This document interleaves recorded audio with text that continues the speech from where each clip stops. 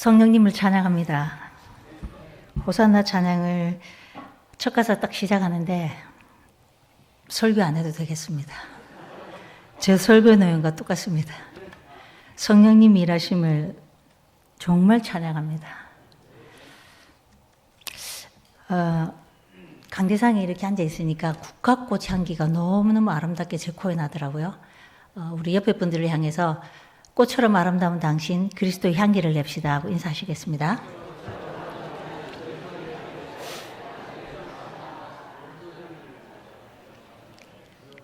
이렇게 인사하실 때 제가 여러분들 얼굴 모습을 뵈니까 인상 쓰고 하시는 분은 아무도 안 계세요. 막 웃으면서 꽃보다 아름다운 당신 하는 순간 여러분들 온 얼굴도 이렇게 꽃처럼 이렇게 착 웃으시면서 하시거든요. 그래서 우리가 말이 축복하고 또 사랑하고 다른 사람을 세워줄 때 우리 또한 이렇게 엔돌핀이라고 하죠. 이렇게 착 웃으면서 아름다운 미소가 나옵니다. 혹시 퀴즈를 하나 내겠습니다. TV 프로그램 중에 가장 적은 제작비로 가장 장수하고 있는 프로그램이 뭔지 아십니까? 나는 자연인이다. 가장 적은 제작비로 가장 장수하고 있는 프로그램입니다. 이것을 보면 건강에 이상이 생겼다든지 아니면 관계에 문제가 생겼다든지 뭐 또 경제의 문제 여러 가지 문제로 인해서 상처받은 영혼들이 깊은 산속에 가서 혼자 자기 스스로를 치유하며 회복하는 그런 프로그램입니다. 혹시 여러분들 가정에 남편이 이 프로그램을 즐겨하며 잘 본다. 그러면 그분에게 힐링이 필요하고 위로가 필요하다는 메시지입니다. 혹시 그거 볼 때 그거 재미없는데 그건 말라고 또 보노 이렇게 아니라 아유 당신이 위로가 심히 필요하군요 토닥토닥 그리고 손잡아줌 아니면 같이 가서 이 자연에서 건인 필요하다는 사인입니다. 우리의 몸도 항상 몸에 신호가 사인이 옵니다. 감기가 올 때 목이 따갑다든지 뭐 머리가 아프다든지 이런 것처럼 우리의 영혼에 우리 혼에 또 이 쉼이 필요를 할 때에 그것을 보게 됩니다. 우리 안에 많은 상처와 극복하기 어려운 여러 가지 감정으로 인해서 상처를 어떻게 처리하면 좋을까? 오늘 말씀을 통해서 상처를 다른 사람에게 전가할 것인가? 아니면 이 상처를 믿음으로 내가 승리할 것인가? 선택과 결정은 우리 자신에게 있습니다. 여러분들은 어떤 선택을 하시겠습니까? 오늘 말씀을 보면 이스라엘 나라 옆에 블레셋이라는 이 강대국에서 이스라엘을 쳐들어와서 하나님의 백성들을 무참히 모욕하고 조롱하고 비방하는 일이 생겼습니다. 사울 왕은 그 국가적인 위기 앞에 골리앗이 나와서 조석으로 아침 저녁으로 40일 동안 계속해서 하나님의 백성들을 하나님의 이름을 조롱하는 이 일 가운데서도 그 어느 누구도 골리앗을 맞서서 싸울 사람이 없었습니다. 그 국가적인 위기 때에 다윗이 나서서 만군의 여호와 이름으로 내가 나아가노라 라고 어린 다윗이 군인도 아니었습니다. 어린 다윗이 나가 하나님의 이름으로 믿음으로 선포할 때에 골리앗은 나가 떨어지고 승리를 하게 되었습니다. 그리고 돌아오는 길에 여인들이 7절 말씀입니다. 여인들이 뛰놀며 노래하여 이르되 이렇게 말합니다. 사울이 죽인 자는 천천히요 다윗은 만만이로다 한지라. 이 말에 사울은 딸그닥 상처를 받았습니다. 왜? 자기가 지금 왕인데 나는 내가 영광을 받고 내가 높임을 받아야 되는데 사울이 죽인 자는 천천히요 다윗은 만만이다 라는 그 소리에 사울은 왕으로서의 거절감, 상처, 낮은 자존감, 열등감, 하여튼 모든 감정들이 드러납니다. 1절 말씀, 첫 번째 8절 말씀입니다. 불쾌하게 생각하고 화를 냅니다. 8절 상반절 말씀 함께 읽겠습니다. 다윗에게는 만만을 돌리고 내게는 천천만 돌리니 그가 더 얻을 것이 나라 말고 무엇이냐 하고 상반절 말씀 사울이 그 말에 불쾌하여 심히 노하여 이르되 이렇게 나옵니다. 여러분들은 어떻습니까? 화가 나는 상황이 있을 때에 불쾌할 수 있죠. 그리고 화가 날 수 있습니다. 사울도 마찬가지였습니다.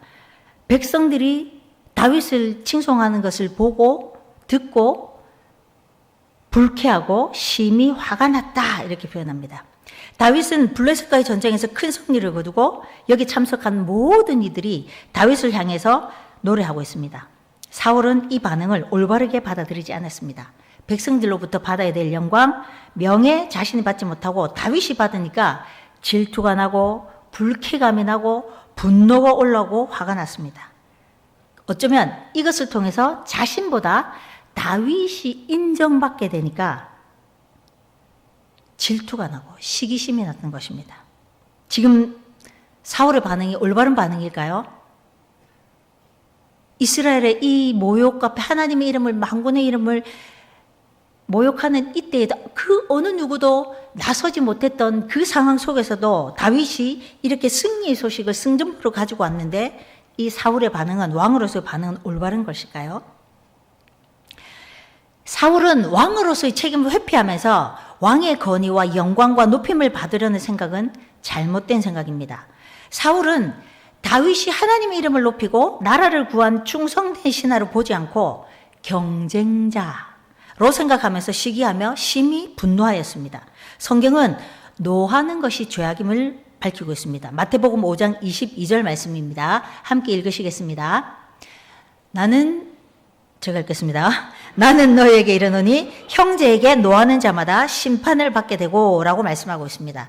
여러분, 화가 난다는 게 죄일까요? 아닐까요? 화가 난다, 우리 속에. 죄 아닙니다. 죄입니다. 두 가지 이렇게 말씀을 하시는데 감사합니다.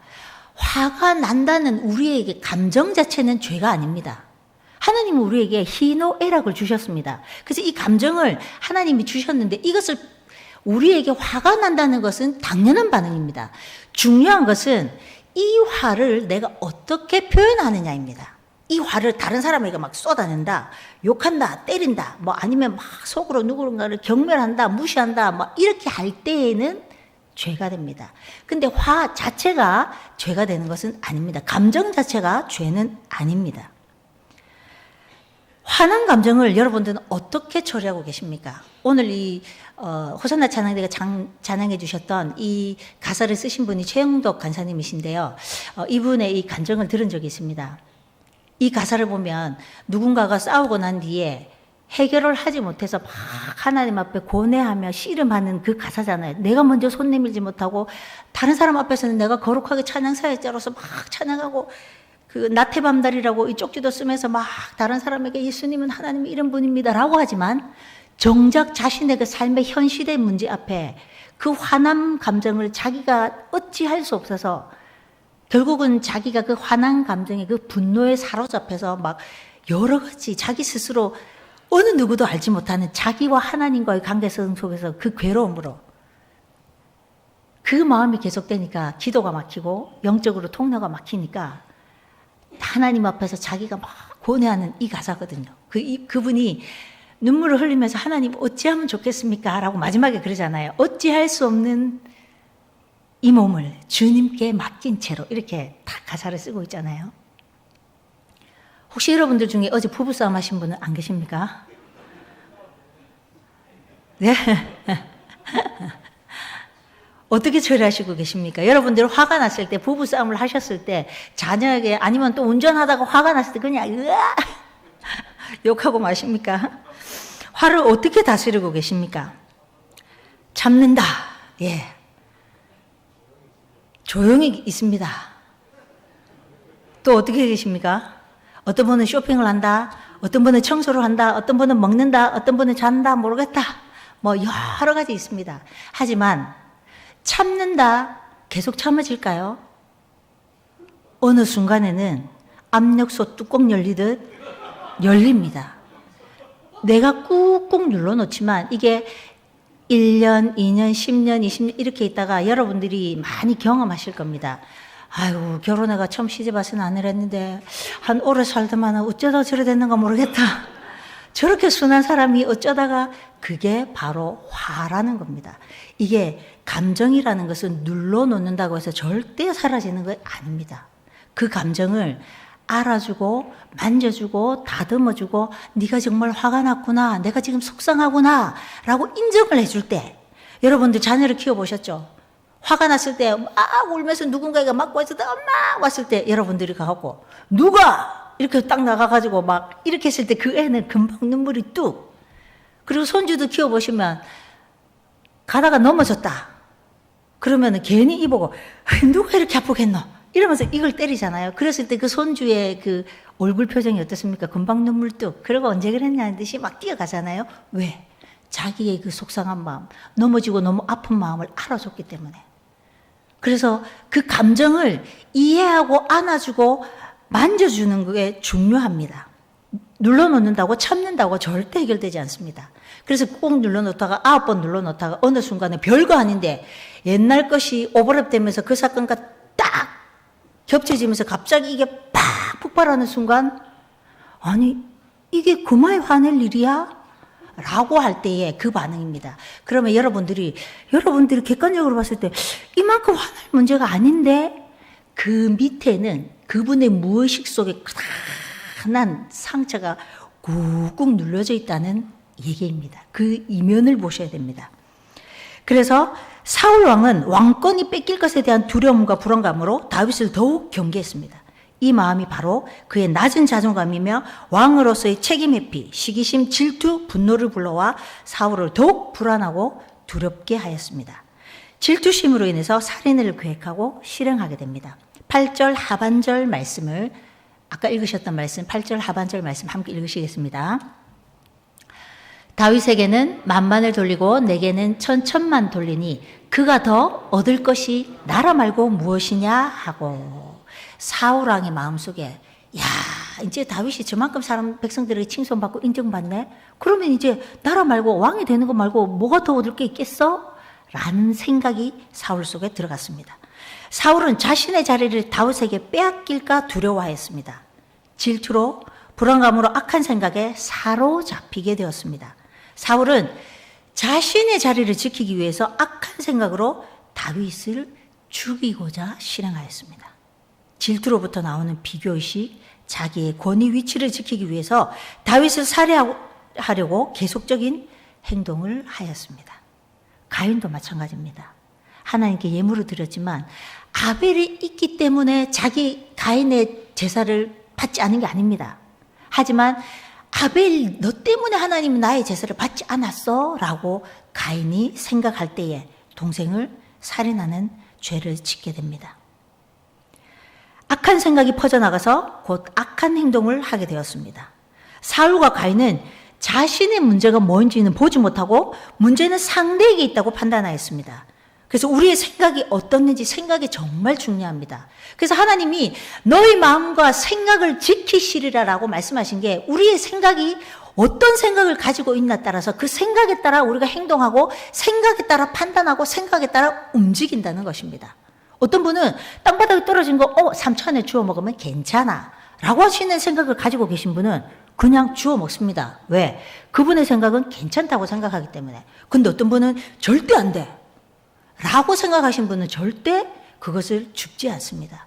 그만큼 우리의 생각이 정말 중요합니다.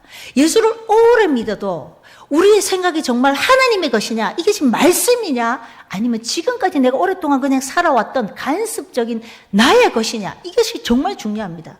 그렇기 때문에 우리가 말씀을 읽어야 되고 하나님의 말씀으로 날마다 우리의 생각, 우리의 육을, 우리 혼의 것을 리셋하지 않으면, 말씀으로 하나님 앞에 우리가 나아가지 않으면 옛자, 우리가 지금까지 갖고 내가 경험했던 거, 내가 옳다고 생각하고 있는 그것이 나의 기준과 판단이 되어서 우리가 행동하고 움직일 때가 얼마나 많은지 모릅니다. 잠언 27장 4절 세 번역 성경으로는 이렇게 나옵니다. 분노는 잔인하고 진노는 범람하는 물과 같다고 하지만 사람의 질투를 누가 당하여 낼 수 있으라고 하셨습니다. 시기심과 경쟁심이 있는 곳에는 혼란과 온갖 악한 행위가 따릅니다. 우리 마음속에 질투와 경쟁심이 있다면 성령의 인도하심을 따라서 육신의 행실인 시기와 경쟁심을 없애야 합니다. 우리가 자녀들을 키우더라도 옆에 분들, 아유, 요번에 수능에 쟤는 어디 서울대 됐다는데, 야, 너는 어떻게 할래? 라고 하는 것, 경쟁심, 질투. 또, 우리 남편이 예를 들어서 돈을 이만큼 벌어오는데, 저희 옆집 남편이 이만큼 벌어온대. 그럼 그때부터 당신은 많어. 저 집은 이렇게 하는데 청소도 잘해준다는데 당신은 음수도 안 버리고 음식 쓰레기 더 안 버리고 돈도 요거밖에 안 버리고. 이게 어디서 나올까요? 경쟁심이거든요.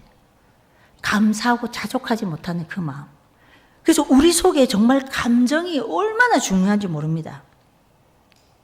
우리 마음속에 질투와 경쟁심이 있다면 하나님 앞에 모든 것을 내려놓아야 합니다. 이것을 위해서 우리는 믿음의 선한 싸움으로 승리하는 생활을 해야 합니다. 그 사울이 세 번째 상처 어떻게 드러나는지 주목합니다. 9절 말씀입니다. 함께 읽으시겠습니다. 그날 후로 사울이 다윗을 주목하였더라. 그날 이후로 사울이 다윗을 주목하였더라. 상처받은 사람의 세 번째 반응은 주목하다입니다. 여기서 주목하다에 아완이라는 히브리어 이 원어의 뜻을 보면 흠을 잡아가지고 피해를 주려고 눈을 떼지 않고 딱 우리말로 하면 꼬리 보고 있는 거. 한 보자니 잘하는 거 한번 보자 이렇게 주시하고 있는 것. 사울은 그때부터 다윗을 주목하였다라고 하고 있습니다. 우리 속에도 미운 가시가 박히면 발장을 딱 끼고 그래 잘하는지 한번 보자. 얼마나 잘 되는지 한번 보겠어. 이렇게 할 때가 얼마나 많습니까? 사울은 주목하였다.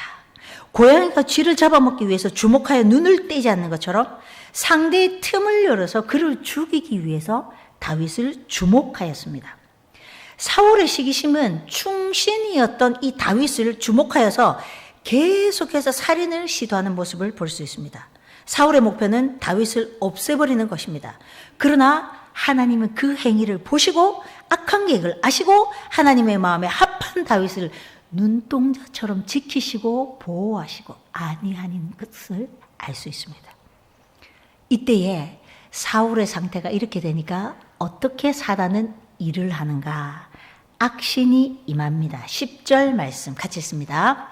그 이튿날 하나님께서 부르시는 악령이 사울에게 힘있게 내림에 그가 집안에서 정신없이 떠들어대므로 다윗이 평일과 같이 손으로 수금을 타는데 그때에 사울의 손이 창에 있는지라. 아멘. 백성들에게 칭송받는 다윗을 보면서 불쾌하게 여기고 분노하고 시기하고 악한 생각을 하므로 사울에게는 악신이 귀신이 들렸다는 것입니다. 악한 생각, 시기, 질투, 분노는 마귀에게 밥을 주는 것과 똑같습니다. 이런 육신의 것들이 자신을 주장하지 못하도록 하루의 붐을 품지 말고 하루가 가기 전에 감정을 정리해라. 하나님은 우리에게 말씀하십니다. 여러분들은 어떻습니까? 부부싸움을 하고 사실은 자면 그냥 그 상태에서 자면 그게 오래된 골이 깊어지면 나중에는 그냥 살도 되기 싫어가지고 이렇게 막 몸에 힘을 주고 막 이렇게 하고 주무신다더라. 그러다가 나중에는 이제 이렇게 각방도 주무시고. 제가 다른 교회 있을 때 어떤 친구가 그 얘기를 하더라고요. 자기 집 엄마 아빠는 각방에 이렇게 계속 살았대요. TV 드라마를 보는데 엄마 아빠가 한 방에 들어가는 걸 보고 너무 놀랬대요. 엄마 아빠는 한 방에 들어가는 거야? 우리 집에서는 아예 각방을 엄마 아빠가 쓰니까 그러면서 얘가 그때부터 목사님 몰랐어요. 우리 엄마 아빠 사이가 안 좋은지 몰랐어요. 얘가 그러면서 너무 심각하게 그때부터 얘기를 하더라고요.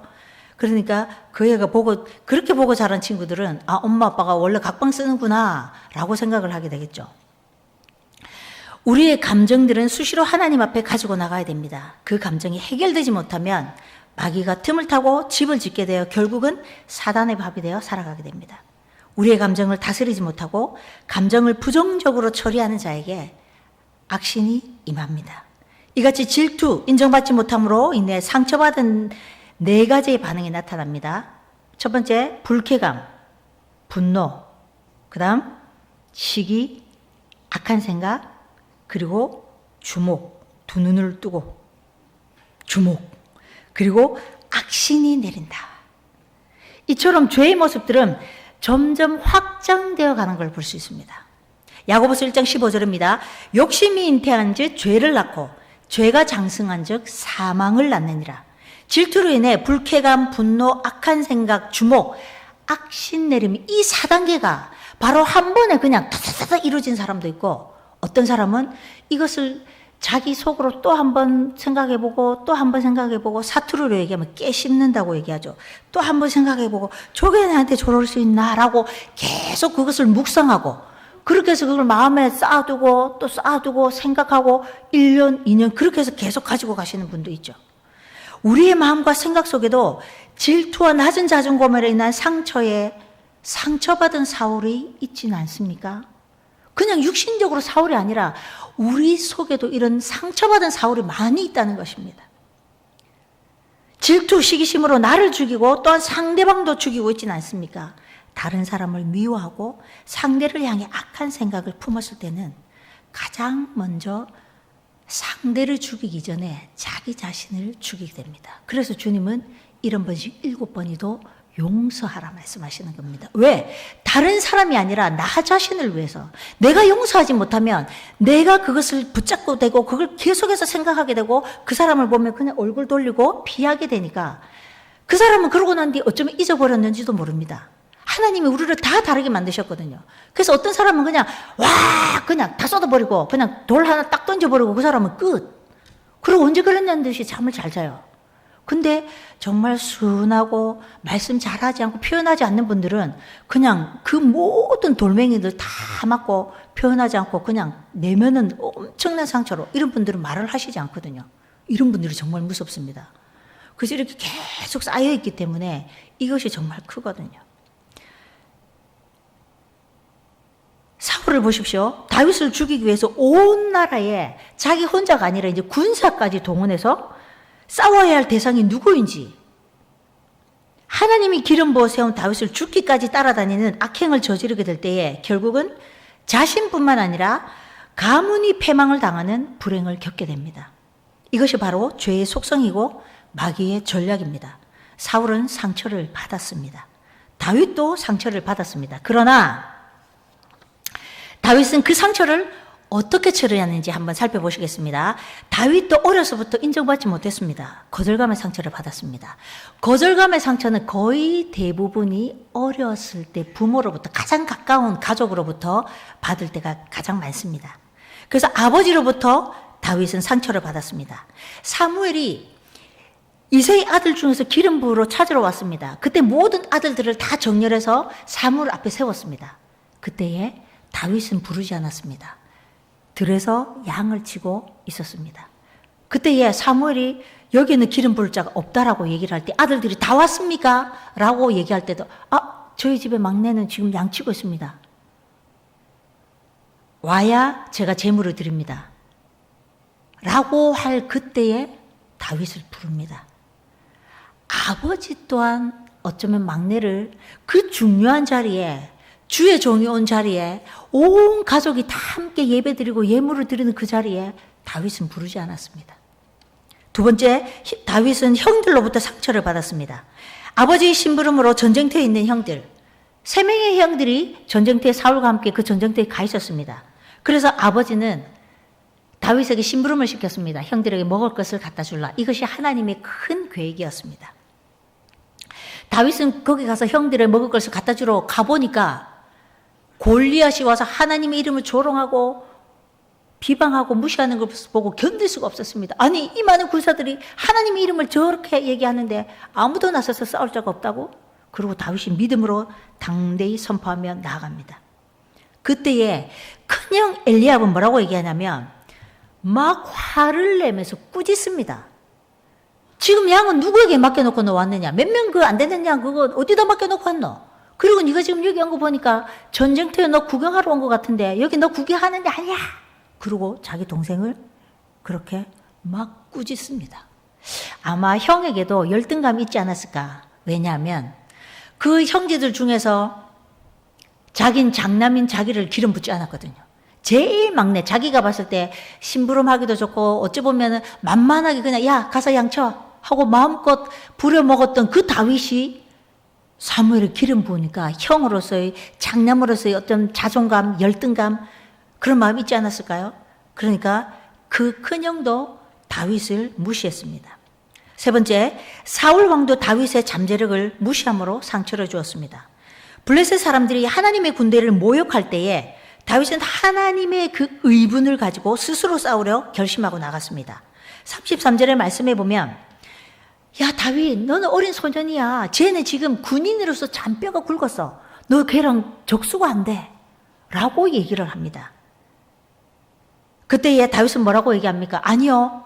제가 지키는 양떼에게 곰이나 사자가 내 양의 새끼를 물고 갈 때 내가 쫓아가서 그 입을 벌리고 찢어서 내가 그 양들을 구해왔던 저입니다.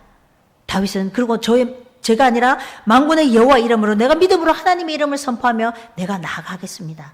라고 다윗은 선포합니다. 네 번째, 골리앗조차도 다윗을 무시합니다. 물맷돌 가지고 나가니까 야 내가 걔냐? 네가 그 막대기로 지금 그 나를 하겠다고 가지고 나왔냐? 그러면서 골리앗도 무시를 합니다. 겉모습만 보고 그렇게 무시를 합니다.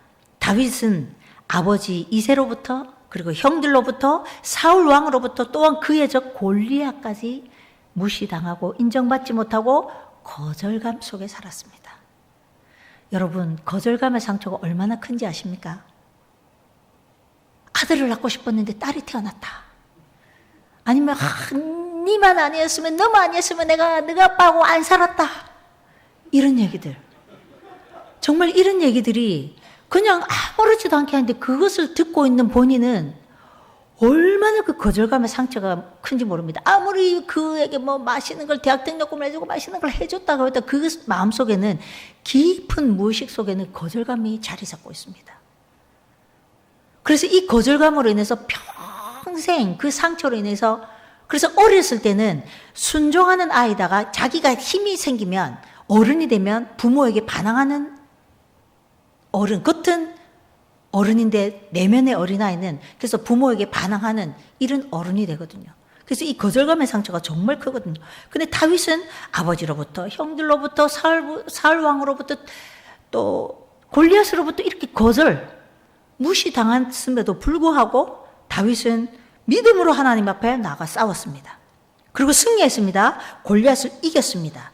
다윗의 무시한 형들에게 보란 듯이 골리앗을 하나님의 이름으로 만군의 여호와의 이름으로 다윗은 하나님의 이름을 선포하며 승리하였습니다.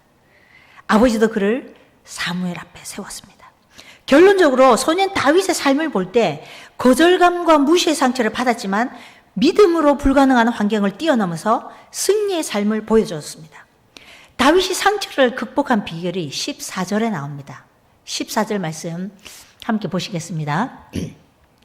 14절 말씀입니다. 세번역 성경으로 함께 읽습니다.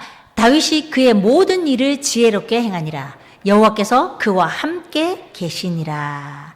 아멘. 세번역에는 주님께서 그와 함께 계셨기 때문에 어디를 가든지 그는 항상 이겼다라고 기록하고 있습니다.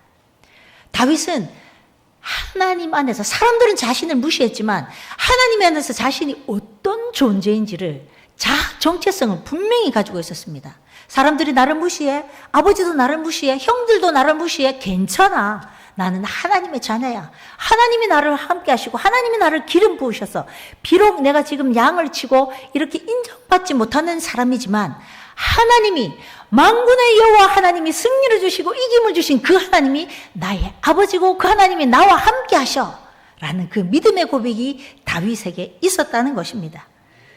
그래서 다윗은 자신의 존재가 어떤 존재인지를 분명하게 인지하고 그것을 항상 기억하고 있었다는 것입니다. 사람들의 무시나 거절은 다윗에게 크게 자리 잡지 않았습니다.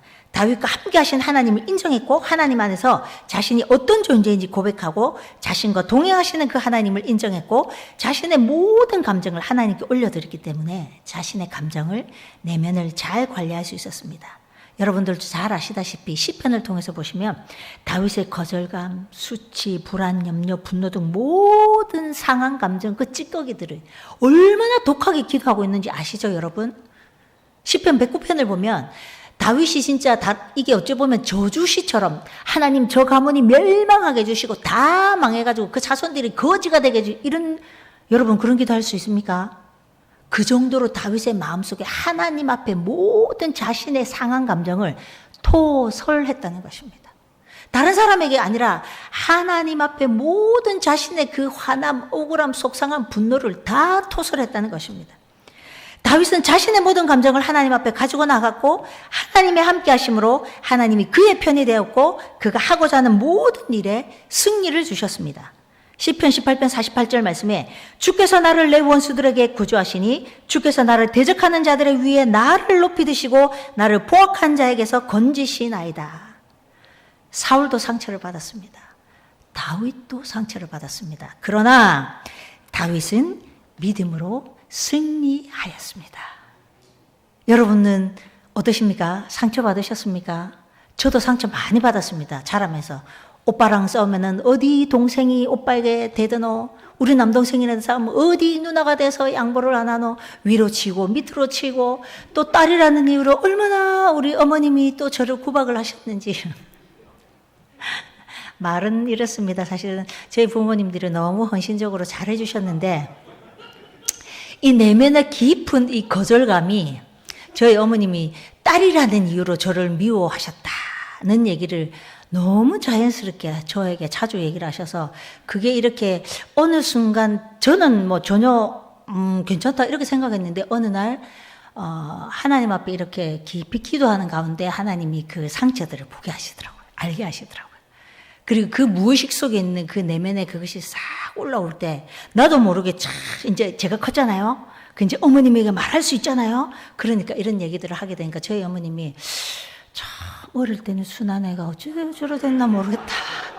이런 얘기들을 하시더라고요. 그 저희 어머님이 너무 지금도 너무 헌신적인 분이신데 그 어릴 때에 저도 모르는 그 내면의 무의식의 그 거절감으로 인한 상처로 어머니에게 이렇게 제가 이렇게 다 올라올 때가 있더라고요. 저도 목회자지만 하나님 앞에 연약함을 고백합니다. 그래서 이 설교를 하면서 하나님, 저 또한 이런 연약한 인간입니다. 라고 고백하게 됩니다. 주님은 우리에게 말씀하십니다. 이 상처가 대물림 되지 않도록 거절감의 상처가 나뿐만 아니라 자녀에게 대물림 되는 것을 너무도 많이 상담하면서 그것을 현장에서 보게 됩니다. 지금의 나를 지배하지 않도록 우리의 상처는 쓰레기처럼 과감히 버려야 합니다. 관리하지 않으면 여러분 집이나 차나 청소하지 않으면 관리하지 않으면 순간 더러워지는 것처럼 너무 더러워지는 것처럼 우리의 감정도 수시로 하나님 앞에 모든 것을 던져야 합니다. 제가 정말 잘하는 게 그겁니다.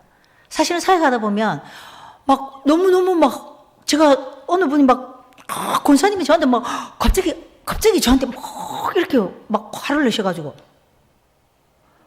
그렇다고 제가 권사님이랑 싸울 수도 없잖아요. 그래서 너무 화가 나가지고 설교하러 들어가야 되는데 하나님께서 이 감정을 하나님 앞에 창문을 쳐다보고 하나님 다 봤지요? 다 들었지요? 나 가만히 있었는데 아무 소리 안 했는데 저 권사님 왜 저런지 모르겠습니다. 이러면서 하나님 앞에 다 일러주는 거예요. 제가 그걸 너무 잘합니다.